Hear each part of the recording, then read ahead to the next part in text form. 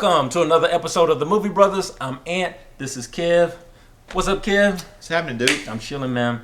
Hey, thank you guys for joining us once again. We're glad to have you. Kev, I'm kind of feeling that time, man. I like that, bro. I appreciate you. I like that lid, man. I like that hat. Thank you, sir. You kind of look like a detective today, man. Like straight out of First 48. Coming from the Black Sherlock Holmes. Hey, what can I say?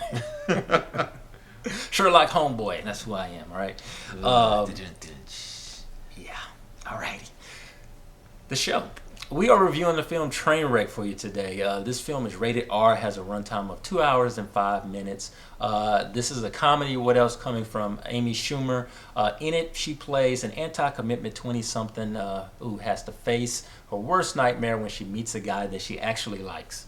This film was directed by Judd Apatow, who is responsible for some of the funniest movies in recent years, such as This Is 40, The 40-Year-Old Virgin. One of my favorites. Or Knocked Up. Okay, The film stars Amy Schumer, Bill Hader, Brie Larson, Colin Quinn.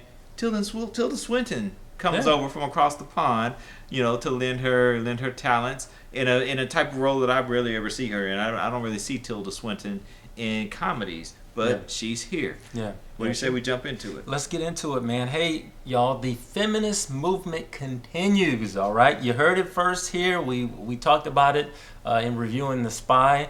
And, make no mistake, I'm not saying this is a bad thing. This is a good thing. I really like what I'm seeing on the Hollywood big screen in terms of the female leads, and that they're just the regular women, right? Kev, right? They're not all dolled up. They're not the skinniest or quote unquote the Hollywood prettiest. That's what we get in Amy Schumer, and it's a cool thing. I'm loving it. It's a movement towards realism.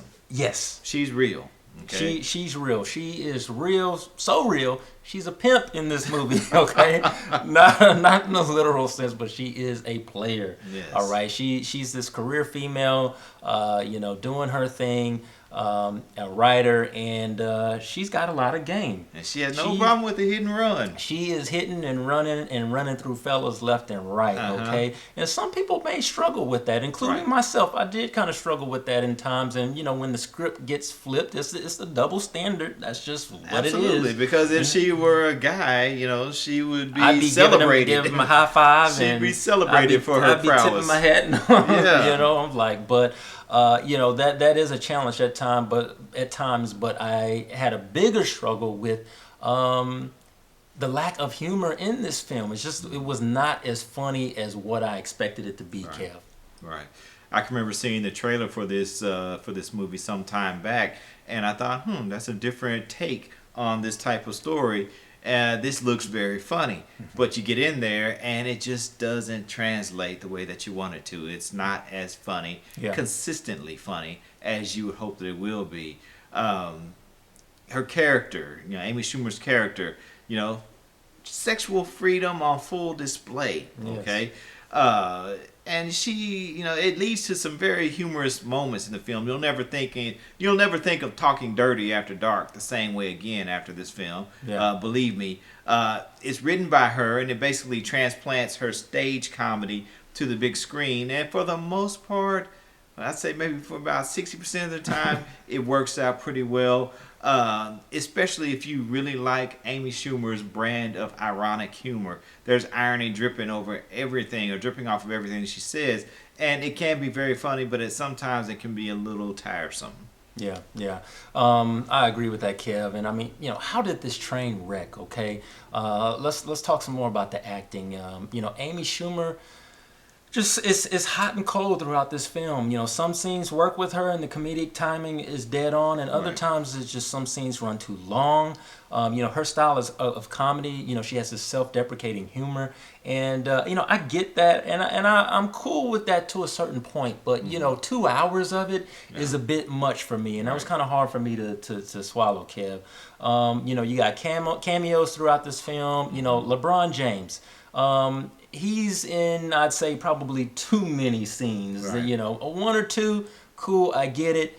4 or 5, that's a bit much, all right? He did an okay job, but just a little bit much of him. You got Method Man in here with a bad Jamaican accent. Why? I don't know. It doesn't add to the humor. It doesn't add to the funny. He could have just been him, use his regular New York accent, and it would have been totally fine for the character that he plays. Tilda Swinton, some of her lines are stale. It just, again, you'll think Meryl Streep and The Devil Wears Prada. Yes, is what happened. That's what the attempt was, but it didn't quite translate. But yes, that's a good analogy. That's what they were going for. Script, yes, I thought was great. It just, from script to big screen though, it just did not work, and just the delivery of a lot of these, the dialogue, it just falls flat. Right. Yeah. You love Amy Schumer as your average girl next door. She's the around the way girl. Okay. She's not super hot. She's not super sexy. She's just an average girl. She's just real. Okay. Which makes it sexy. Yeah, which does make it sexy. Which for me makes it sexy. Exactly, because she's attainable. Okay? She's attainable. She's not up there on a pedestal in any kind of way. And so, I like that. But she comes off as fairly irresponsible the longer the movie goes along, because she is so sexually free. Okay, and because she, says certain things and acts a certain way, it makes her seem kind of irresponsible. And so you wonder whether or not the film is trying to send you a mixed message or not. Okay, so should our women act this way, or should they act this way, or is there a middle ground somewhere? We never really find out what that middle ground is, if it exists.